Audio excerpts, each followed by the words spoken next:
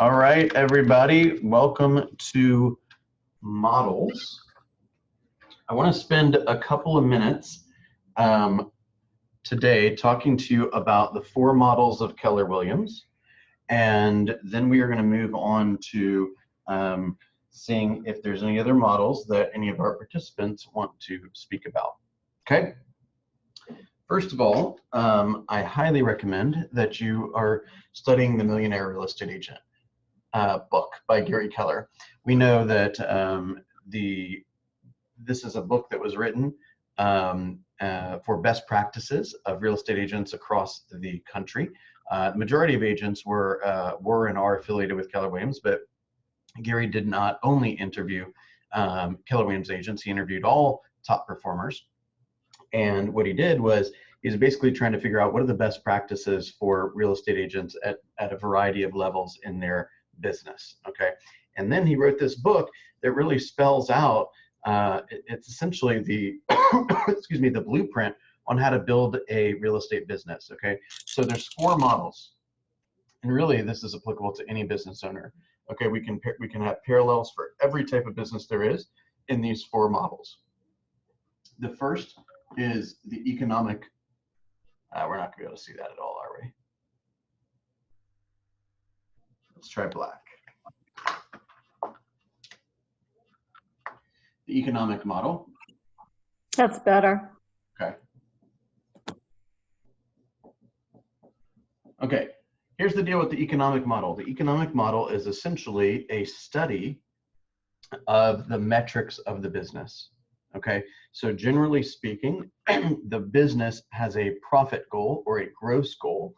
And let's just say we want our goal to be $100,000 in earnings. Okay, now, so we'll just call this gross. Okay, it could be a real estate business, it could be some other type of business.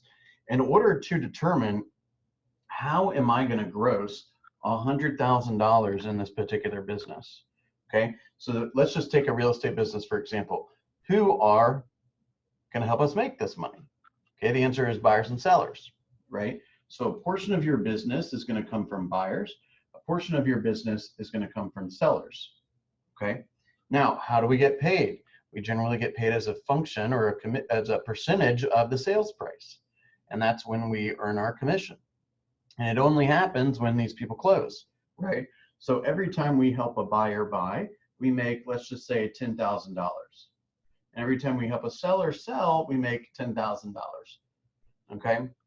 So what we have to try to figure out is how many of these transactions are we going to have to close in order for us to hit our big target here, okay? So $100,000 every time we get paid. Every time that we help a buyer buy, we get 10. Every time we help a seller sell, we get 10. So what do we need? We need 10 transactions, okay? If we can make ourselves 10 transactions in the course of this year, then we will hit this goal.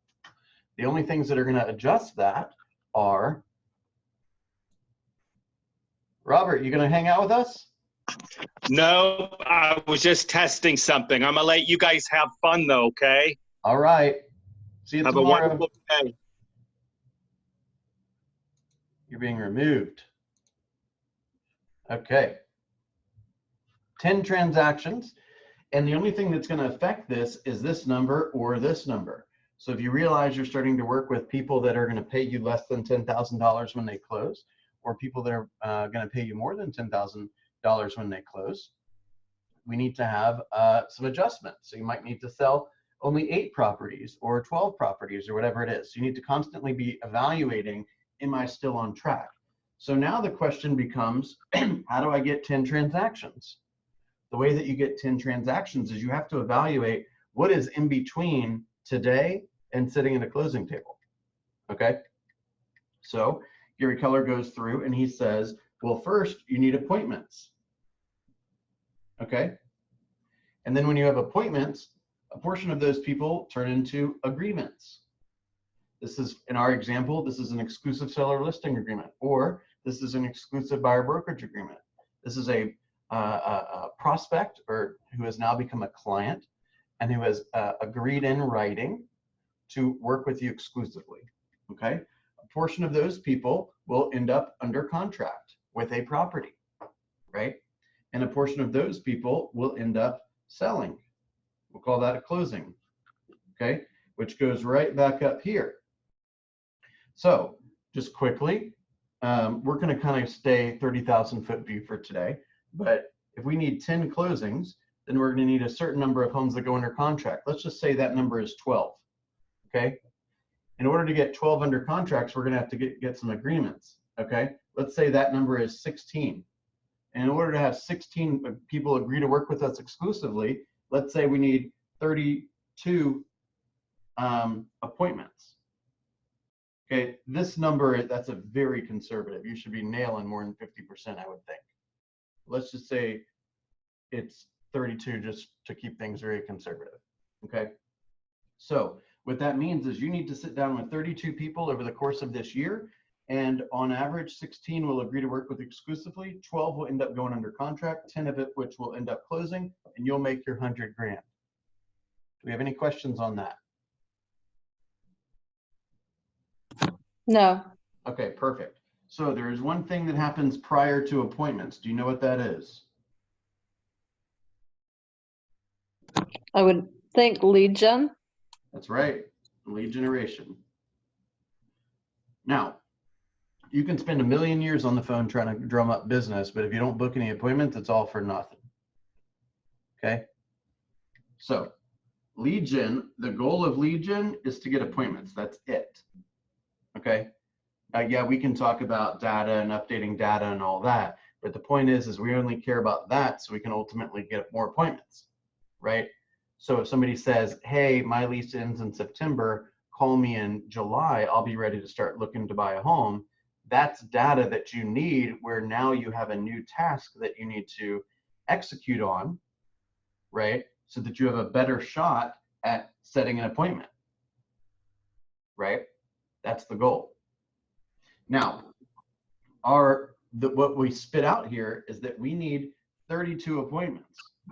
So now, depending on the type of lead generation you want to do, will depend on how many people you need to have a conversation with, right? So that's why we're tracking contacts. So I uploaded something into our PC folder earlier within the last half hour or so, which is conversion ratios, okay? Cold direct mail, 2,000 to 1.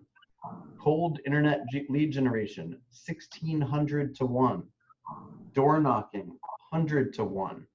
And this is in there, so you can look at it on your own. But open houses, 15 to 1. Past buyers, 9 to 1. Past sellers, 4 to 1. Referrals, 3 to 2. What's the best use of your time? Referrals. That's right. How do you get referrals? Your sphere. Maybe. How else? Other agents. Maybe. You get referrals by making it a pleasure to work with you, to have a pleasurable experience working with you. Okay. Make sense? So Makes you got to set sense. up the systems and the structure and make sure nothing slips through the cracks and deliver A+ service so that you ensure that you are going to get future business. Make sense? Yes. Okay. So the point of the economic model is to get clarity on what the overall goal is and to know what is the lead domino, basically, right? So if I'm cold calling around a particular property, if I'm doing internet lead, circle prospecting or something, right? I got to make a lot of calls to book these appointments. If I'm calling FSBOs, it's going to take less. Make sense? Yes. You know a FSBO has a need. That's right. Hang on. Okay. So now we have our output from the economic model. Okay. So now we're going to move on to the next model. Dry erase. Okay, good. This is looking like crap.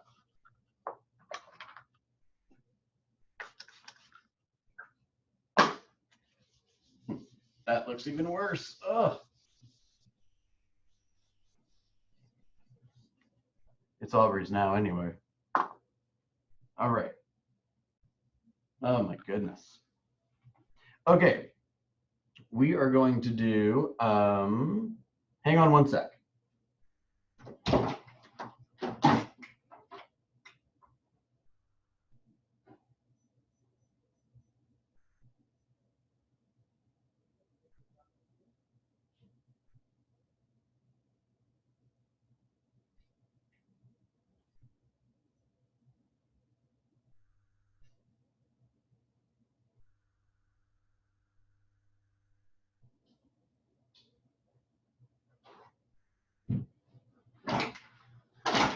All right.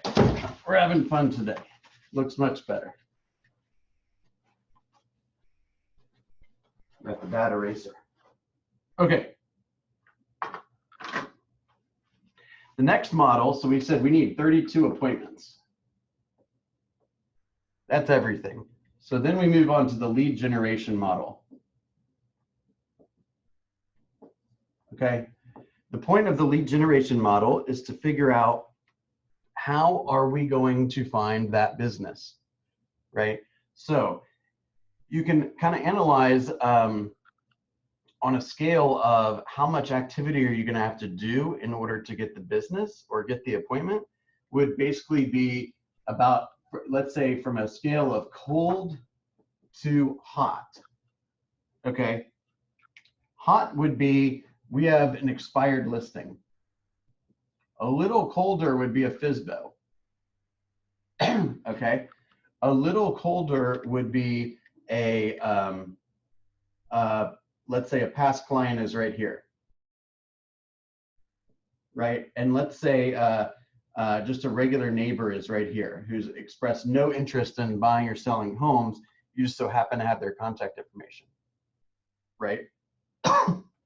Now, if you're circle prospecting for this person, you're going to have to talk to more people than if you call an expired. An expired is hotter than a FSBO because this person's already agreed to work with a real estate agent and pay a commission. This guy has not done that yet. So you're going to have to be a little bit more skilled to operate with these people than these people. Does that make sense? Yes. Okay. We also looked at the graph that looks like this. Okay. This is where they buy homes. When they reach the pinnacle up here, this is where a buyer buys. Okay. So the following day, they find themselves down here. This is about as hot of a lead as it gets, and this is about as cold of a lead as it gets. And the reason why is because most people don't buy a home the day after they buy a home, right? So in America, they say the distance between these 2 points is around 7 years. So the question is there needs to be touch points at all of these places, right? This is a little off topic, but you need to set up in your lead generation strategy. How are you going to communicate with this lead from the time they just bought or the time they just sold to the next time they need to buy or sell? And all of this is essentially part of your strategy, right? And that's Right. going to be your 36 touch. And that's going to include calls, text, events, emails, Thanksgiving pie giveaways, Christmas cards, Thanksgiving notes, text and whatnot, the mobile app, the newsletter, all that kind of stuff. Right. And the more frequent and intense your messages are, the more likely you will be at the emotional proximity to get that piece of business. Now, what's interesting is the way that the market works now is if I told you that Joe Smith just had a crappy experience with his agent and he bought a home 6 months ago and he's not going to buy another one for 10 years, but at that time in 10 years, he's not going to have a real estate agent, and that lead was right here, most agents would say, I'm not interested in that lead, right? Because there's too much time between the time you met him and the time you're going to get paid. Right. That lead's really solid. He doesn't have a real estate agent, and he's already worked with realtors in the past. And if you simply asked him the question, tell me a little bit about your positive experiences with an agent and tell me a little bit about your negative experiences with an agent, you'd learn a whole lot and you wouldn't do anything dumb, right?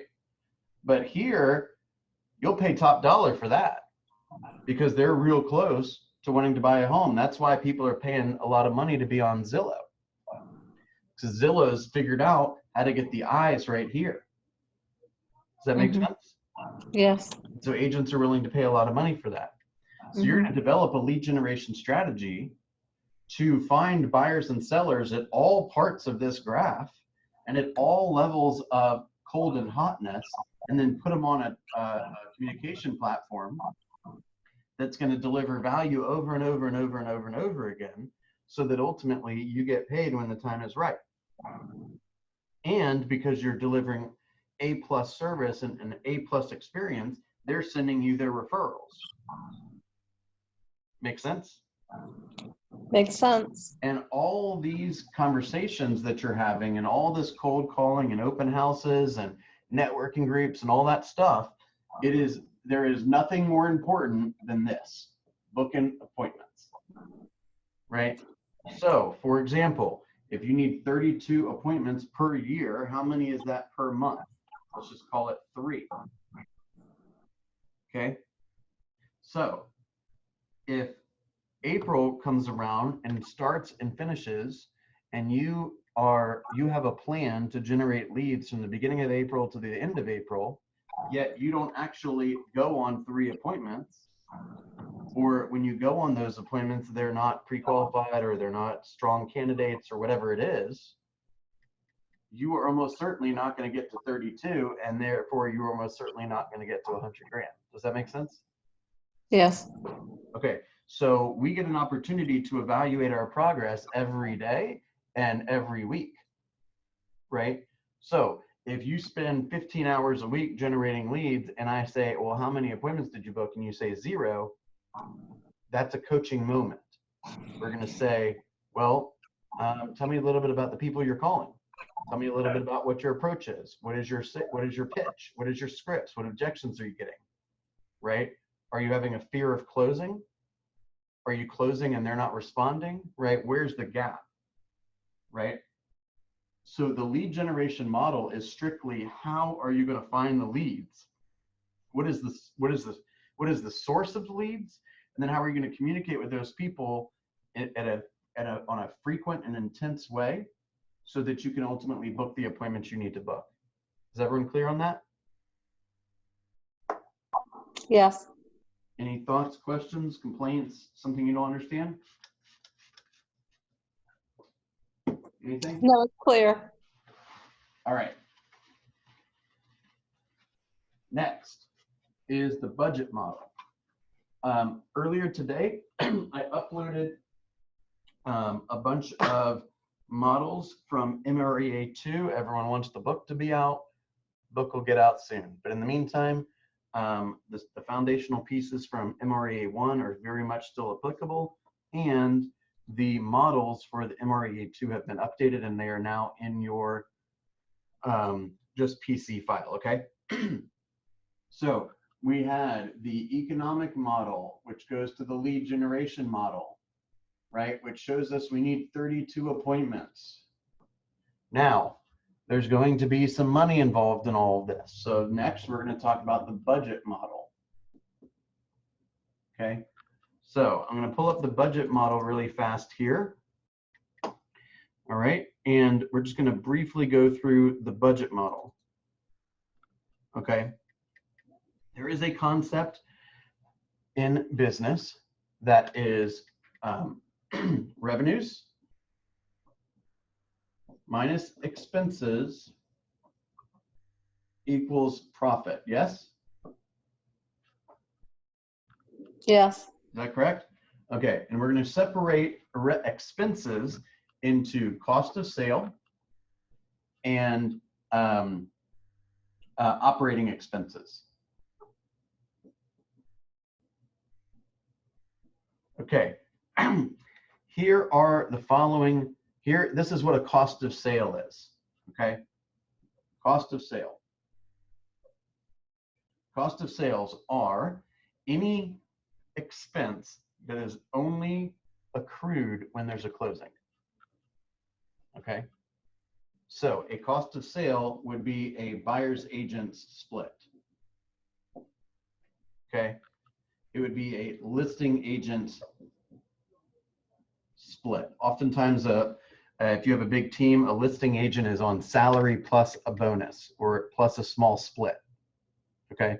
Because all they do is go in and out of homes and do listing presentations and drop the listing packet off at the team's administrative desk, and then they'll move on to their next appointment, okay? This would also include any referrals that they pay out, right? So if they have to pay a referral agent out, that would be a cost of sale, okay? Because the gross includes the whole thing, okay? So this is generally 30%, okay? Now, expenses,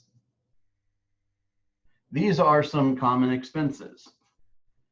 You would find this in your copy of MREA2 budget model chart. Okay, salaries, lead gen, technology. Okay, and this is also communication, right? So like your cell phone bill or your any kind of third-party tools you use, right? Coaching, education. Did you did you have to buy a ticket to Mega Camp to make sure you're on top of the business so you can sell a bunch of homes? Occupancy, right? Do you rent an office? Supplies. That'd be stuff like computer systems, telephones, that kind of stuff. Equipment. And auto and insurance. Okay, there could be more stuff here, but that's a general list of expenses that you should be expecting, okay? Generally speaking, this is also 30%, okay? So you're gonna start seeing this concept at KW quite a lot, which is this idea.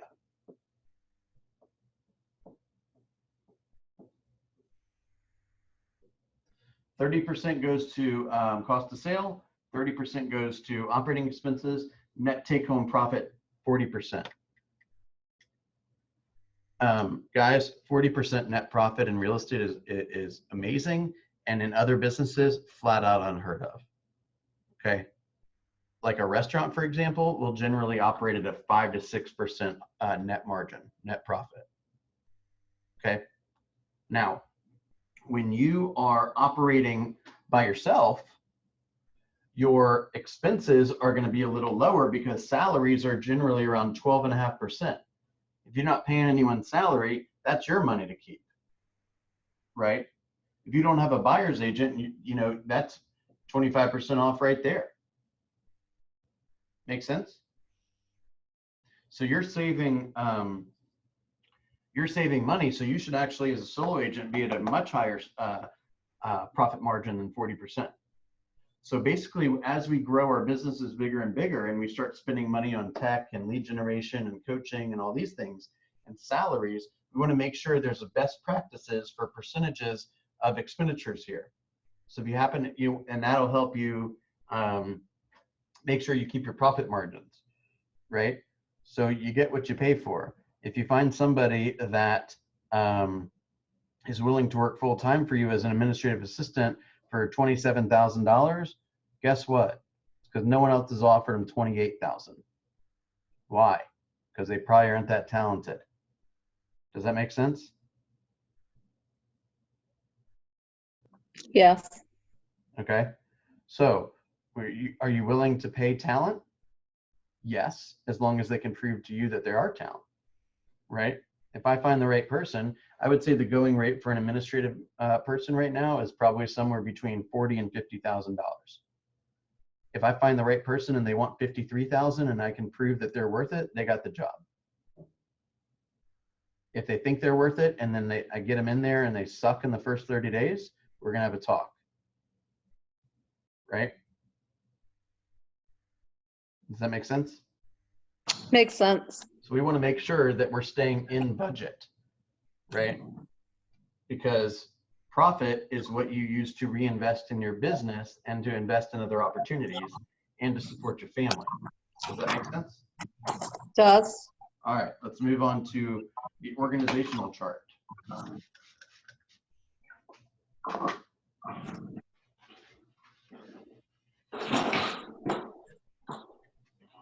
Okay.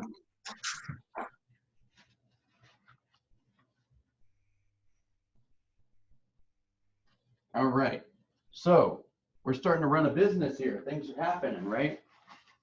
We're making calls, we're generating leads, we're booking appointments, we're closing deals, we're receiving money, we're spending money, life is good, right?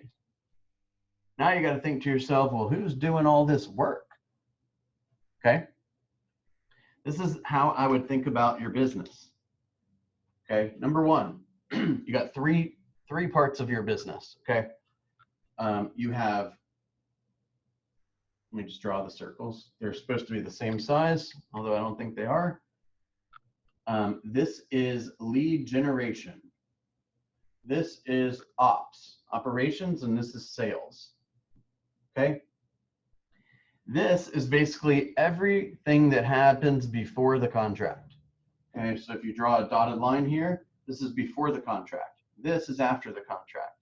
Okay, so this is things like who's the inside salesperson, the outside salesperson, maybe the, you might see this here, you might see it here, like a lead coordinator, right? Ops is your runner, your contract to close, your listings manager, your bookkeeper, right? Your director of marketing, right? It could be your transaction coordinator, right? And sales is your buyer's agents, your listing agents, your lead buyer's agents, your lead listing agents, and your showing agents, okay? Now, for most people, and by the way, you're also the CEO, you're the owner as a solo agent, okay? So you got a lot of jobs to do. And that's why it's important to manage your calendar and to understand business conceptually, okay? So all these jobs are working in your business. This job is working on your business, okay?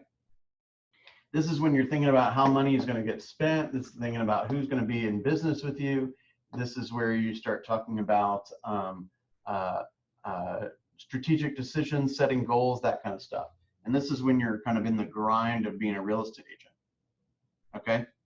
So what we know is ultimately as you grow, you're going to start to pass off tasks that either you're not good at or you don't enjoy doing.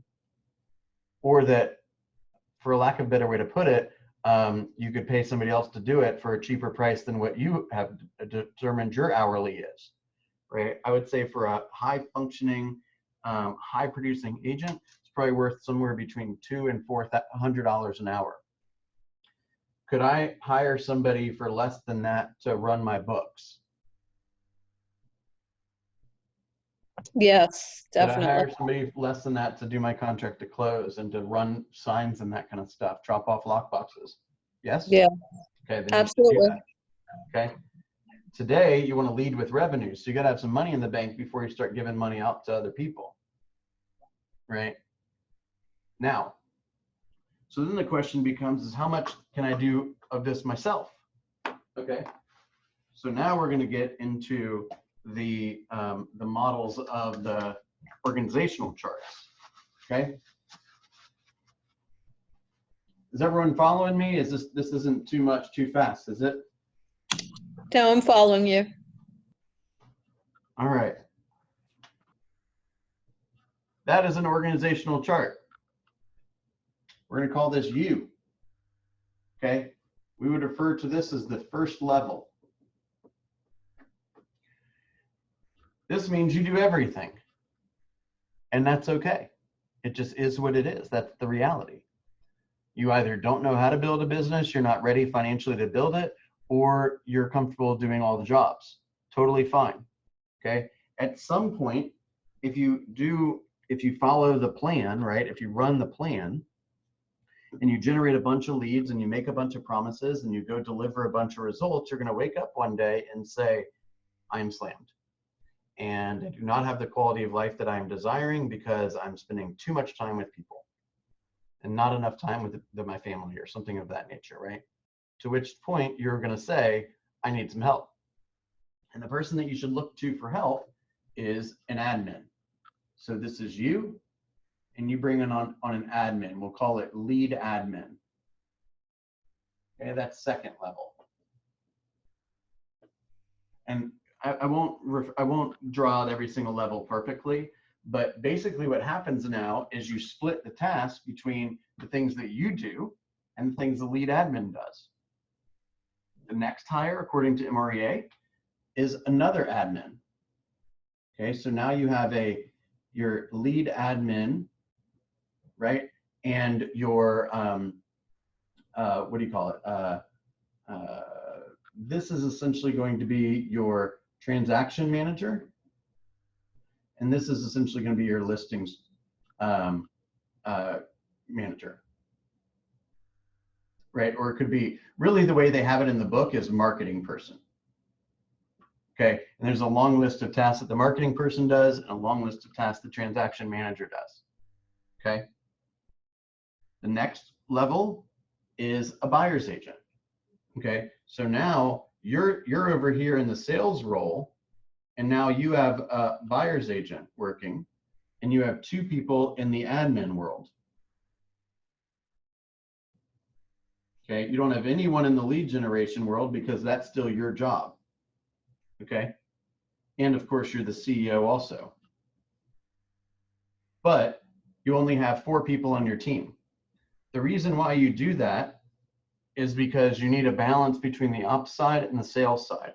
So this is you being a solo agent. You can usually do somewhere between 30 and 36 deals before you bring on leverage. If you want to bring it on earlier than that, and you're willing to part with a portion of your profits to do so, that's your choice.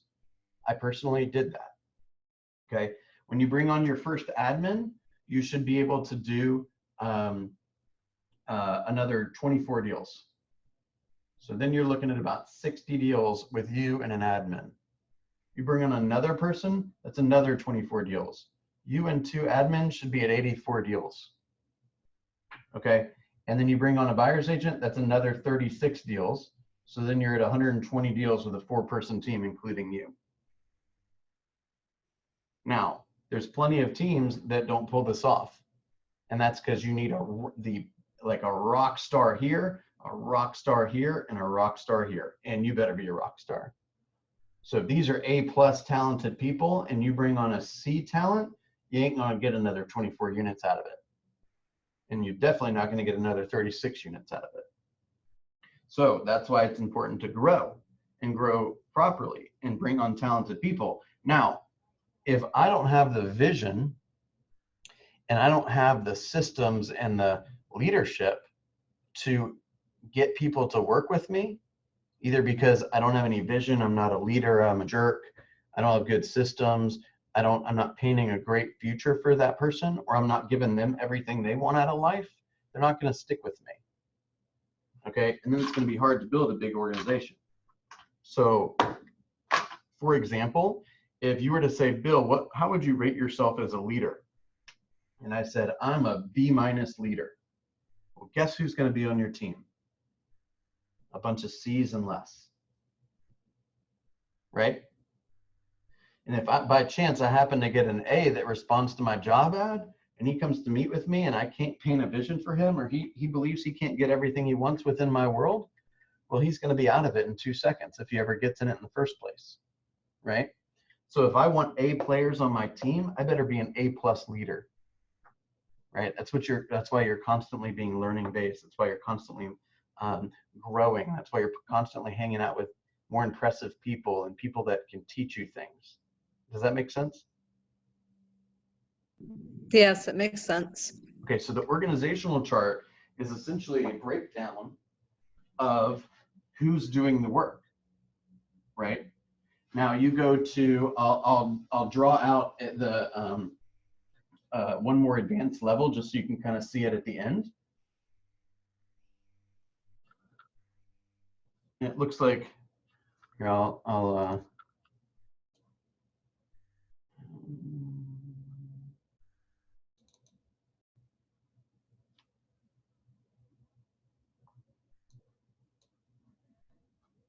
hang on.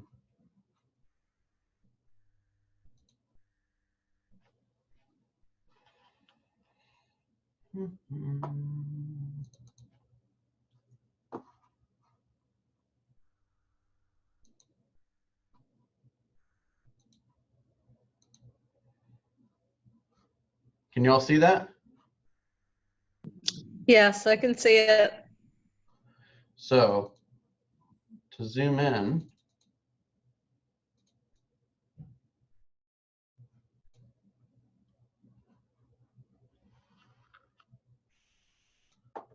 if you look here, you have the agent, right? They have a buyer specialist, a seller specialist, and they have an administrative manager that manages over a number of administrative people. This is kind of a bit of an older one. Let me see if I can get a different one. Hang on.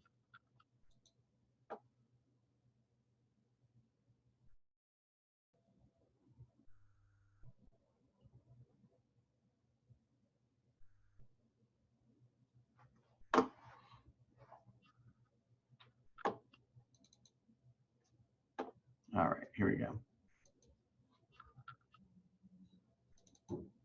All right, can you see this okay? Yes, I can see it. Okay, so here you have you have replaced yourself. You've hired a CEO who oversees 3 different people: the director of lead gen, which oversees the inbound and outbound sales associates; the director of operations, who oversees the transaction manager and the listing manager and all the people that report to them, right? And the director of sales, who oversees the buyer agent team and the listing agent team. Then you probably also have a director of expansion, because now you have a really impressive, what they call hub, administrative hub, and you have a systems down packed to generate leads. And if I can generate leads in Roswell, I can generate leads in Chicago, right?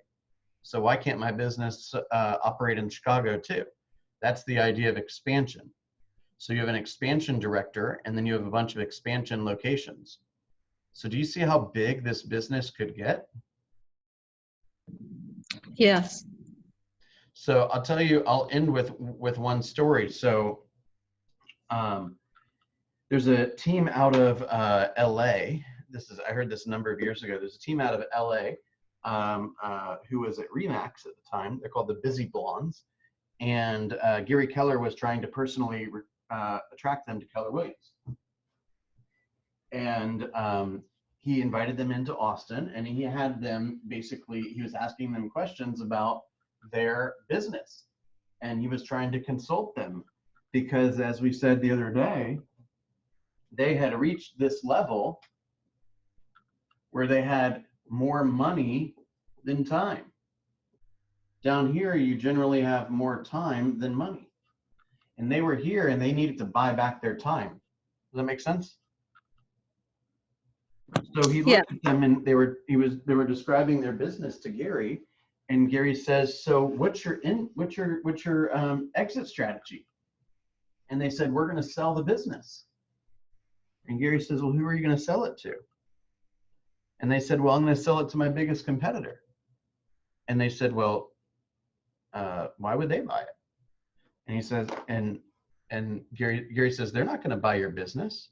And they say, "Why?" And he said, "Because when you leave, they're just going to take it all anyway." Right? And they said, "Oh, I guess you're right." So he's like, "So who's going to buy your business?" And he said, and the Busy Blonde said, "Well, I'll sell it to a new agent." He says, "New agent won't buy it. They can't afford it." He says, "You got to structure it completely differently, because they weren't structured this way. Remember, when you are the CEO and you have reports, you're getting a share of the profit because you own the place. So whether you physically are there or not, you get the profits, right? So you could retire, you could go do another business, you could grow, you could move, it doesn't make a difference, right?" An example of that would be an investor in a market center. They're not cutting checks. They're not making the calendar. He's paying other people to do that. Does that make sense? It does. So that's leverage, right? So he completely rearranged their business so that they could step away. So he says, "You're each making over $1 million a year, yet you have a crappy life. You don't have the life you desired. So how much money would you be willing to trade in order to regain your quality of life? Would you trade 50,000, 80,000, 150,000?" And they said, I believe they said 150,000 each. they would trade to have a better life. Now, isn't that a cool place to be? Right? Absolutely. They said $300,000, you can go get the smartest guy coming out of, or woman, coming out of Harvard MBA, for crying out loud. Mm-hmm. And they can run this whole thing for you. And they can be the CEO and direct the directors, right? Right. Is that an aha right there? Yeah. Absolutely. So as a business owner, you get the opportunity, especially being partnered with KW, you get the opportunity to build a business that is could provide that type of opportunity. We grew up our whole lives wondering if we'll ever get something like that. We could be the one that hires that person. No, yeah, Right. Does that resonate with you, Charleston? absolutely it does. Right. So it all goes back to the first model, which is how much money do you need to make to have the life that you want to have? And there's no judgment. If you tell me the answer is 50, cool. If the answer is 550, cool. Whatever you tell me, there's a plan. And as long as we work our plan and we follow the model and we continue to get smarter and better educated and become a better leader, then you can build a gigantic business. Or you don't have to. It's all up to you. That's the one thing we can control. Make sense? Mm-hmm. Makes sense. Does anyone have any questions on the models? I do not. All right, I'm gonna call it a day. I very much appreciate you guys being on the call, and I will see you tomorrow. Thanks, Bill. Have a good evening. You too. All right, Bill. Thank you. Bye-bye. Bye-bye.